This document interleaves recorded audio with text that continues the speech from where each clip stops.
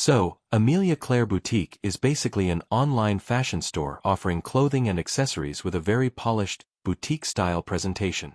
The photos can make the products look really appealing, but there's more you should check before ordering. The biggest question is whether the quality actually matches the website.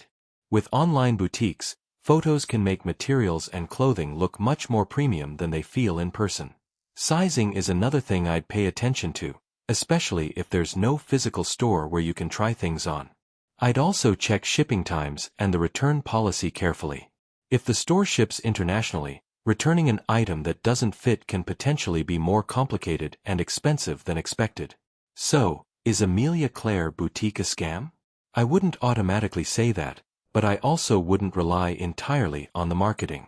Look for independent customer reviews, check the company's contact information, and understand the refund policy before placing an order. Overall, the boutique may have some attractive products, but I'd do a little research first rather than buying based purely on the photos and discounts. Thanks for watching. Don't forget to like and subscribe for more videos.